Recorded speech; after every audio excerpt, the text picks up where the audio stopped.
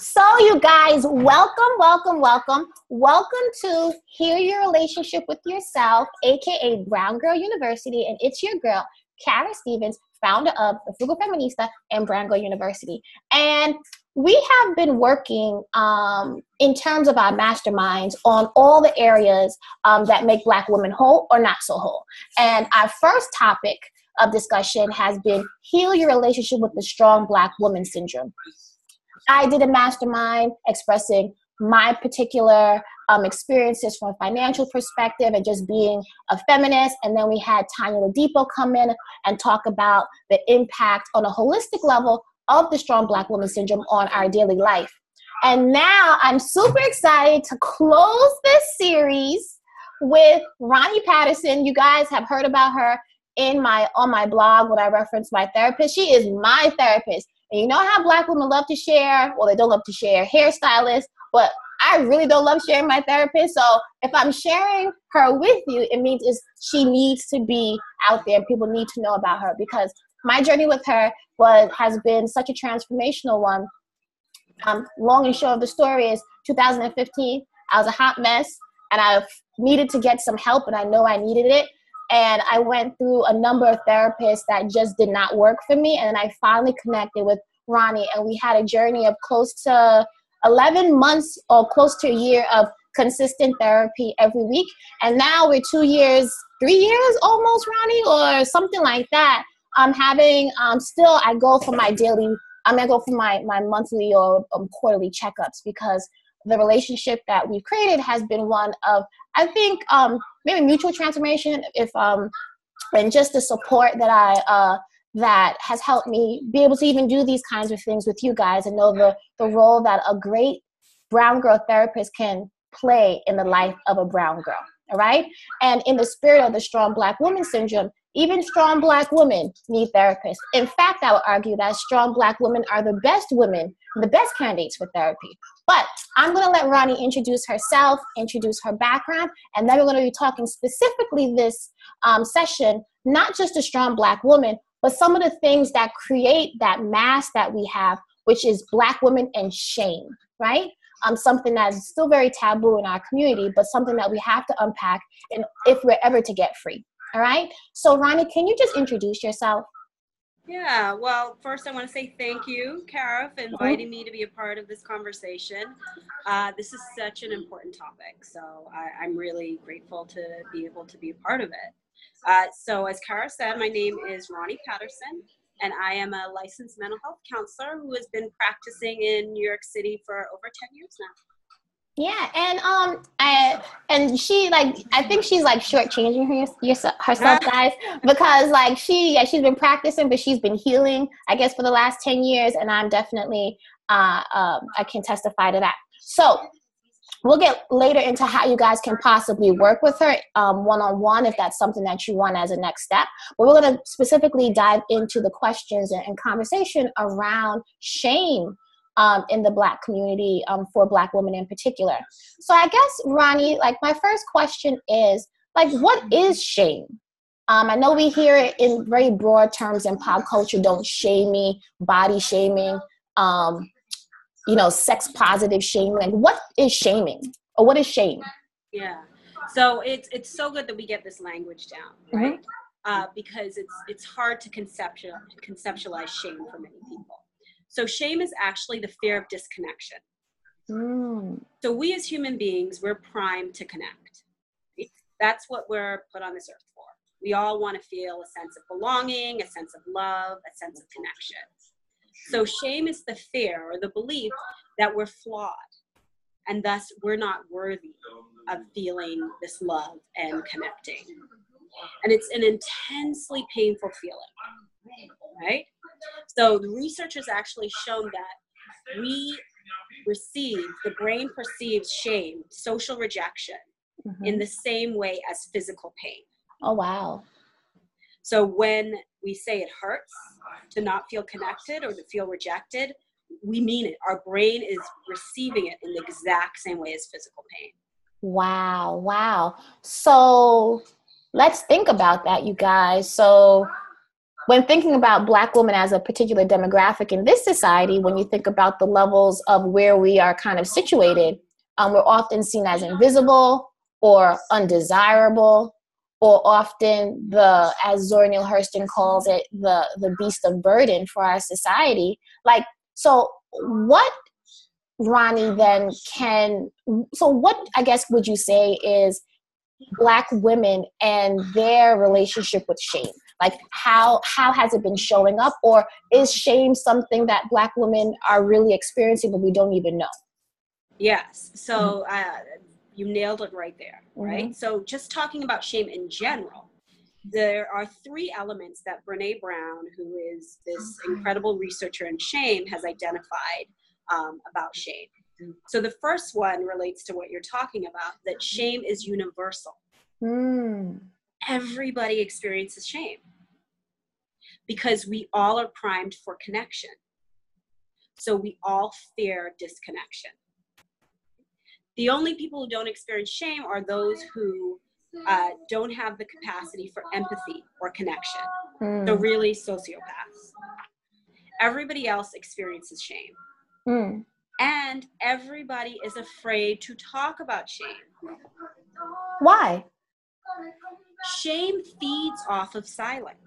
And so the more silent we are, the more control shame actually has over us in our lives.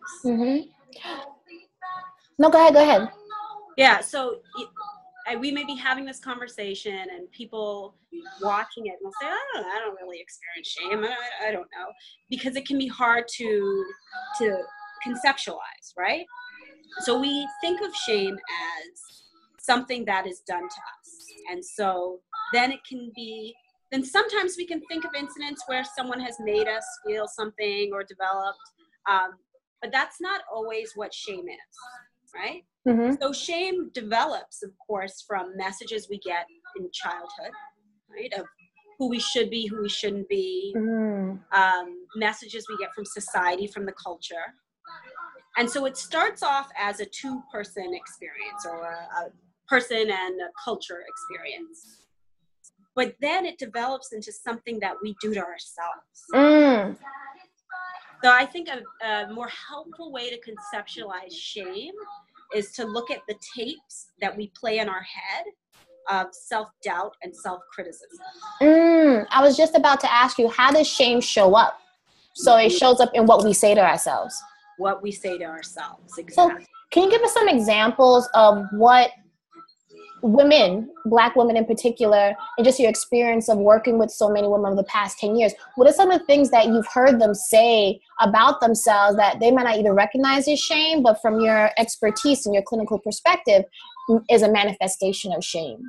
Yeah, I think one of the areas that I've seen come up really frequently in working with Black women comes down to our hair. So let's think about this. We're always thinking about our hair. Whether we're, I love the movie Friday, right? Right. Where the sister, she's got her hair done, she's trying to sleep, and she's like, right, trying to not to mess her hair up. So the hair is the priority, right? We invest a lot of our money, as I'm sure you've talked about, into our hair, our time. We are investing all of our mental energy. How does our hair look? How is our hair being perceived? And when we think about how that develops, I think about working with clients who talk about the messages that they've received from their hair, from their parents. Oh, this is so difficult. Oh, your hair's so thick. It's so much. Right. So we don't even realize we're doing it sometimes. Wow. But the words we're saying, the tone in which we're saying it. So for instance, never always wearing our hair straight. You know, even if our hair is natural, wearing it straight, because I can't go out to work with my hair natural. Right. Because my mom's always told me that that's not done. My hair's not done. And then we see ourselves passing that along to our children. Right. Or even to like our girlfriends. Because I mean, I have locks and sometimes they're not the neatest. And you know how much, like, I guess shame I get because it may not look as kempt or as manicured as you know, maybe people would like, or maybe people are comfortable with. So I definitely have that. I've had that experience. Yeah, think about it. It's all about how do your edges lay. Right. Your kitchen. Yeah. Look at Gabby Douglas. Right. Exactly. So this is a young woman who is at the top of her game. Right. Is the #1 gymnast in the world. Right. And what are we talking about? And really specifically Black women. What are we talking about with her? We're looking at her hair. Right. And we're shaming her over her hair. Right. And why that's so important is because we shame people in areas that we feel vulnerable in. Oh, Ronnie, you need to stop right there. And can you repeat that? We shame people in areas that we feel vulnerable in. Wow. So thinking about, and that's so interesting that you say that, because I'm wondering if a lot of us walk around with this mask of I'm impenetrable, I'm not vulnerable, but then there's a completely different experience, conversation that's happening on the inside.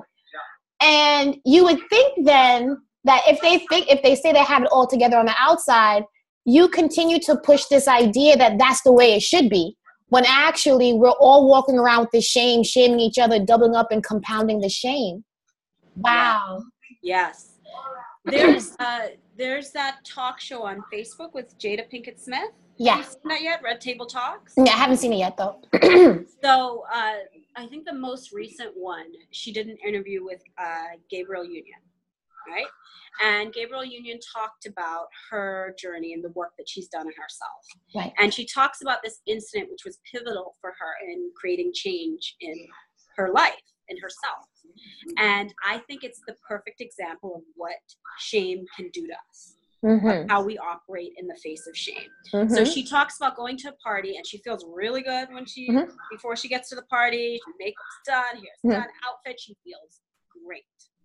She gets to the party and she sees there's a girl there who everyone is paying attention to. This girl, amazing. She's getting all the attention. And as this girl's getting attention, Gabrielle Union can feel herself shrinking. So the more attention this young woman gets, the more she shrinks. Wow. And so then she finds herself attacking this girl. Wow. So talking about her to all friends, like, look at what she's wearing. What does she think? Or who did she have to be with to get here? All of this stuff. Right. So she is shaming this girl because she's experiencing shame in that way. Wow. And the power of that story is that these are women that you don't even know, right? These are women that you're projecting all these things onto. And you could, if she caught wind of that, she herself could maybe experience shame, because, you know, it's something, I guess they're looking for more people to feel the same way that they're feeling, instead of finding alternate ways to address that sense of vulnerability or inadequacy. It's better, the easier route is to just take someone else down.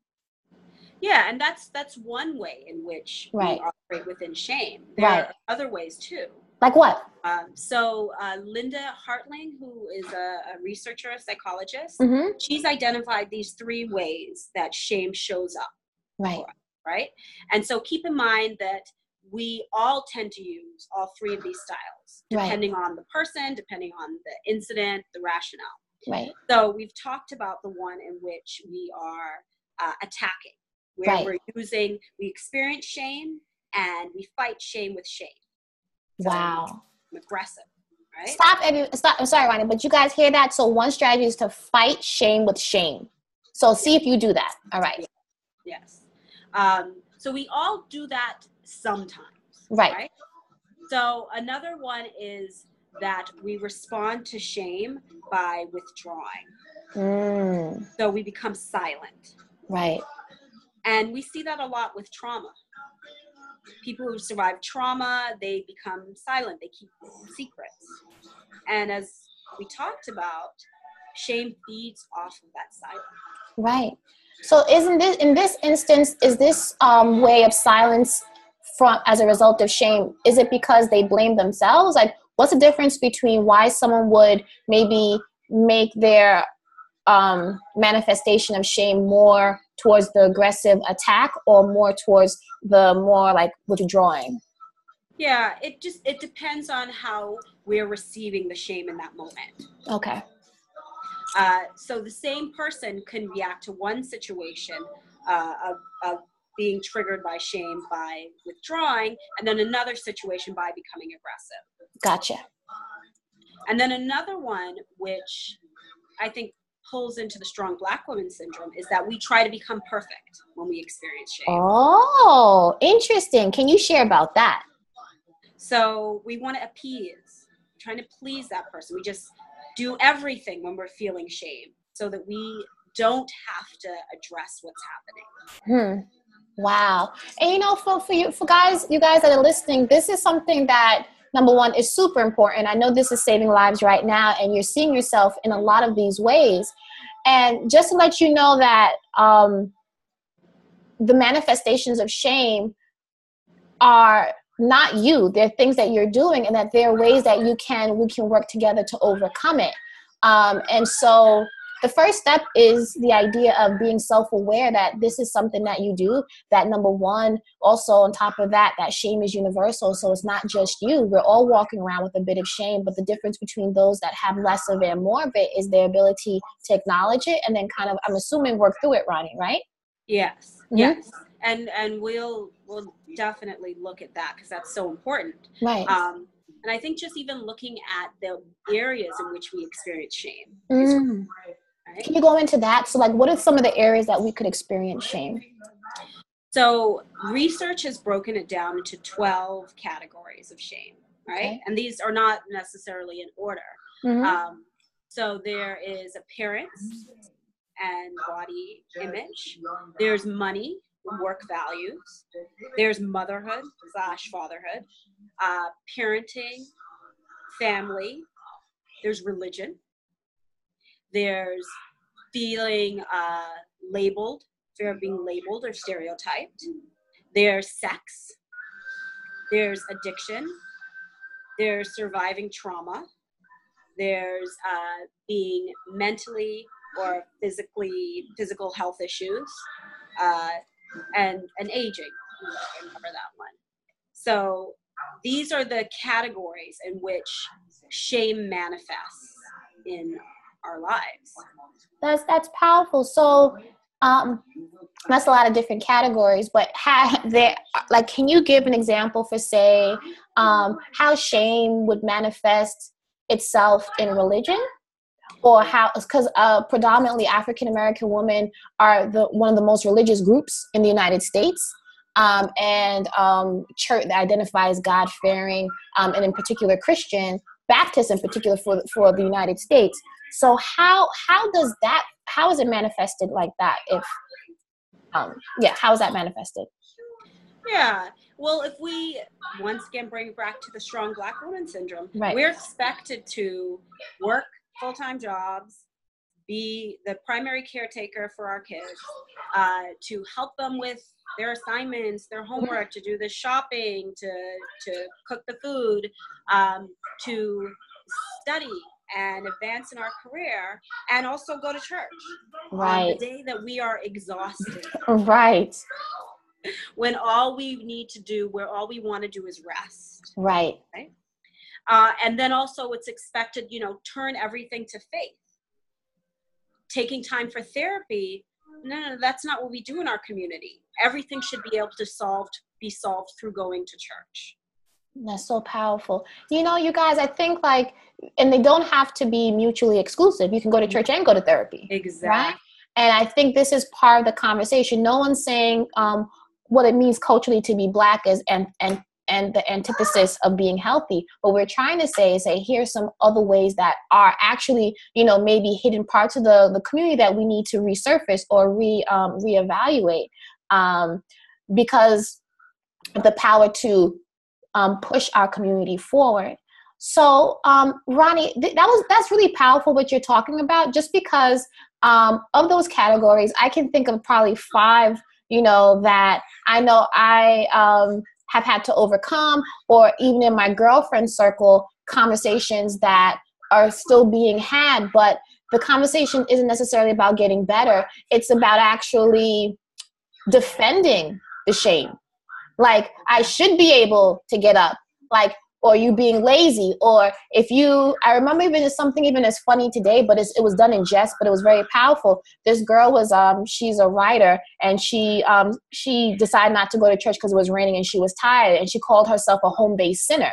I mean, there's a joke in that, but there isn't, because she feels a bit of a way that she should have made it outside to go to church, even though it was raining and even though, she was tired. And by calling herself a home-based sinner, it took a lightness out of it, but clearly it was something that she, in her mind, was revealing as something that she should be doing, but she's not,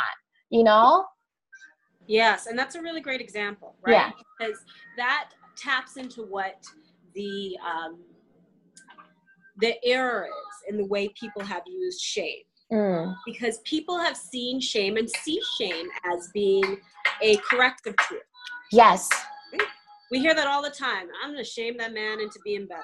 Right. Or I'm going to shame my child into being better. Right. Or even we're not just African Americans in this community. There's like Afro-Caribbean, and I know I'm first generation Caribbean. And the idea of shame was like a parenting tool. You're not ashamed. Yeah. You know what I mean? It was supposed to be a motivator. You're not ashamed to be come in second. You're not ashamed to come in third when it comes into schooling. And in hindsight, I'm like, you're not ashamed to say we would get 95 on a test. They would shame you into the other 5 points. Like, we're the other 5 points. They consider that a motivator, but in fact, it creates these, for me, in my personal experience, it creates these very distorted versions of yourself. You can't even know like what's up from down from up, because you don't have a great idea of what's normal, what's unrealistic expectations. And you hear my daughter, you guys, in the corner. We're making sure that she doesn't have any shame. Go over there. Exactly. Yes, Mama. Yes. But go ahead, Ronnie. So can you talk about like this use of shame as like a tool? People get confused between shame and guilt. Okay. Right? Because shame is not positively correlated with any positive outcomes whatsoever. So it's correlated actually with violence, with depression, with addiction, bullying, eating disorders. Shame is never the solution. It tends to be the basis of the problem. Wow. So it doesn't motivate change, because shame actually corrodes the part of ourselves that believes that we can be better, that we can change. Wow. Can you say that again? Because I think that's really powerful. So shame corrodes the part of ourselves that believes that we can be better. Wow. That we can change. Wow. So for all of you guys that are listening out there, this goes for, and we're all adults now, but there's still a child inside of you, that you can tell that to. Maybe you've been using shaming on yourself. And if you're a mom or a guardian, using shame as a strategy for your child is going to end up creating someone that doesn't have the tools to really survive happily and thrive in their own lives. Exactly. And so shame is different from guilt, right? They're both powerful emotions, but guilt can actually be motivating. Can you explain? Guilt can actually elicit change. Right? So it boils down to this difference of shame is I am bad, and guilt is I did something bad. So it's like if your daughter right now, if she, put her hand on the hot stove. Right. You want to correct that behavior. You don't want her to do that again. Right.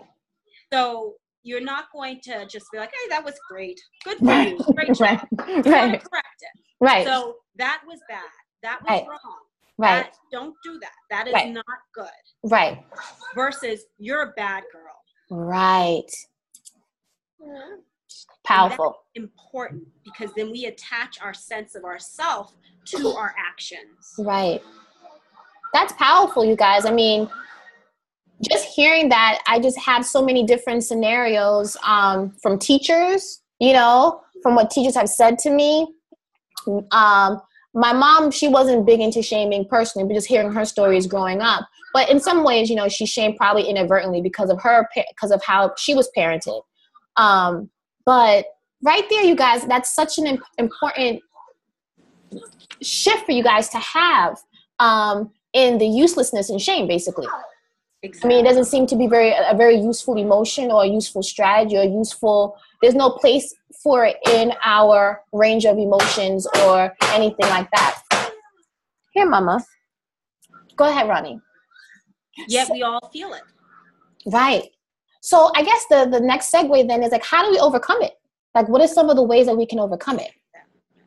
So what's important with that is to recognize we cannot become shame resistant. And we don't actually want to become shame resistant, because those are the people who choose not to connect. Right?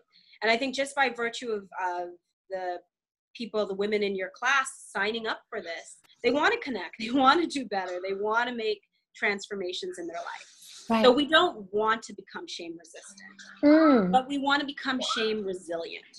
Ooh, I love that. Yes, yes. And Brene Brown, once again, breaks down these really important steps to become shame resilient. And the key, the antidote, basically, to shame is actually empathy. Okay, so that's another big word that we sometimes confuse with sympathy. There's empathy. Can you break it down? Like, what is empathy? Yeah, empathy is a shared feeling. So the shared experience or feeling. So being able to connect with someone else and feeling their pain, understanding that this is something that they're experiencing and feeling for them, which makes sense, right? Because shame is this fear of disconnection. And so it's a social wound, which means it can only be healed socially. Ooh, got it. That's pretty powerful. So how can we build up our empathy muscle then? If you've been someone to shame and use shame and be shamed, like, how do you begin to even think of something as empathy, as something as a possibility, when you may probably think that's some bull? Do you know what I mean? Yeah. Like, just get it done, whatever. That's some woo-woo stuff, and that might be some white folk stuff, maybe some of the first thoughts that come out your head or out your mouth. But how do we begin to cultivate a spirit of empathy, at least for ourselves, I mean, for others, but how do we build it? Yeah. Well, it's multi-step, right? And so one of the first steps relates to what you were talking about earlier, of knowing yourself.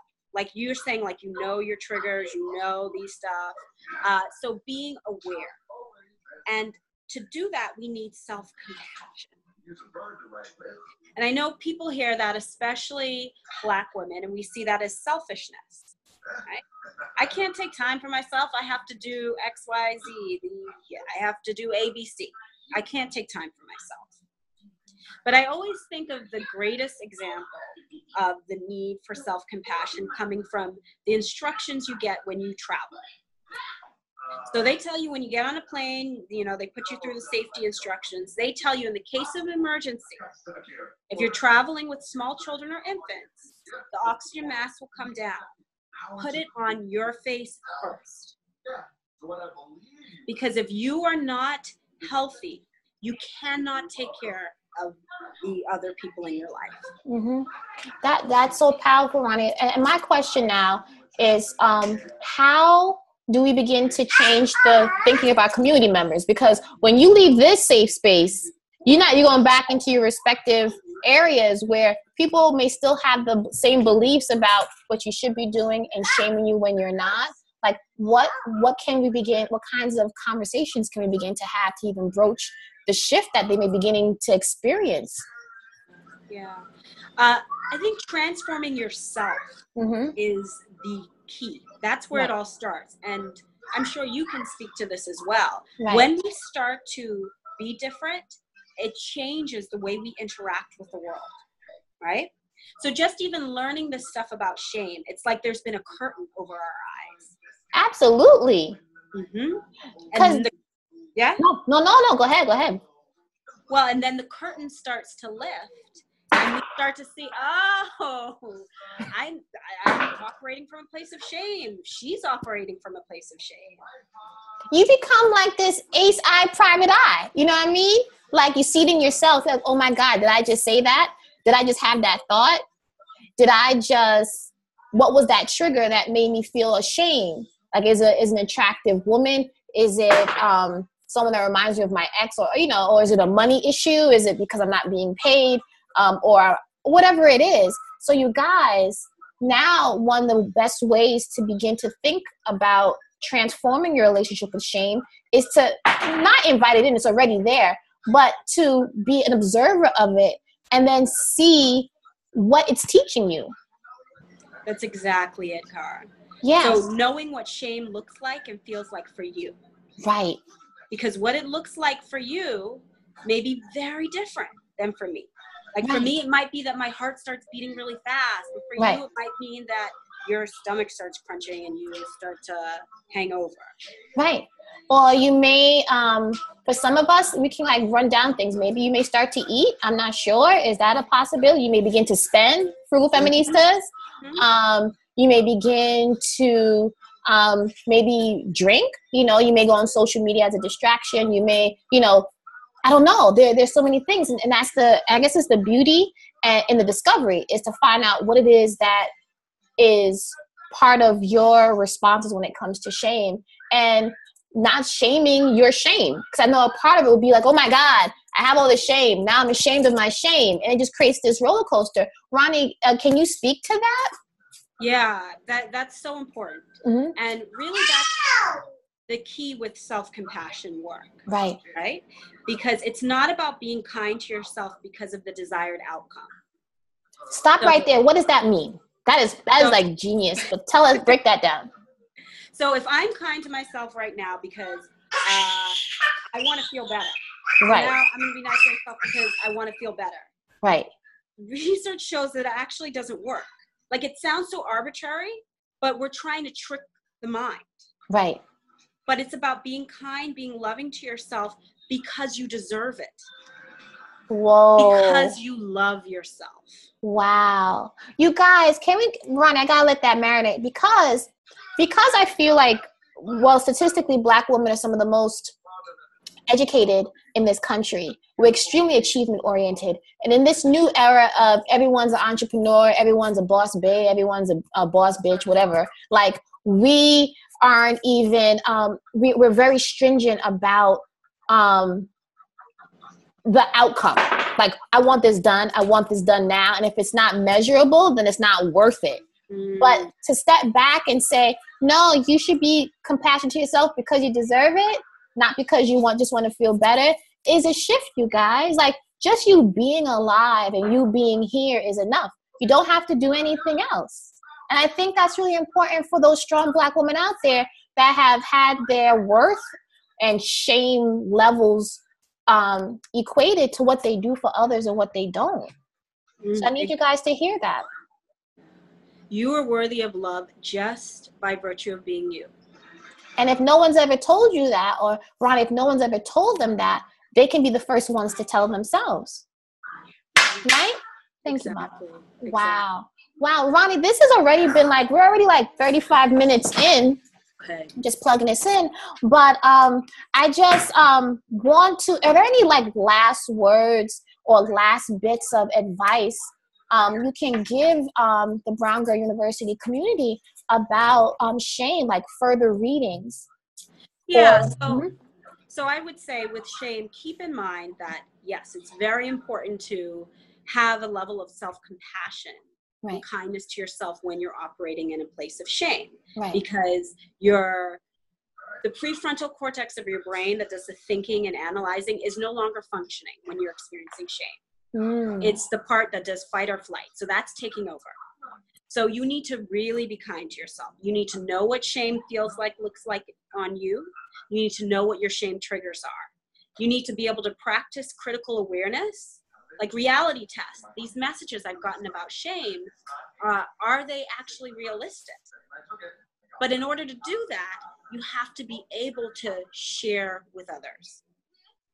So it's very important to be able to share your story, own your story, reach out to people that you trust, people that are deserving, and to ask for what you need when you're in the midst of shame. Wow, that's so very powerful, because oftentimes, like I was just mentioning, a lot of our sister circles are based on shining, celebrating shine, giving shine. But what about, you know, giving support around overcoming shame? Like, let's use our sister circles, you guys, to be able to be vulnerable. Because it's easy to share accomplishments with women that are accomplished. But what about those accomplishments are not exclusive, or they do not negate other parts of shame that we may be having. And so think about how can you find that person or that individual that you can begin to remove that mask with, and really begin to see a different way to be, besides, like, not saying that shame, like you said, shame can never go away, but being shame resilient. Exactly. Wow. So Ronnie, so you just gave us all of our lives in these 37 minutes. So if someone wants to work with you one-on-one, how can they be in touch? Yeah, I would just recommend that you send me an email.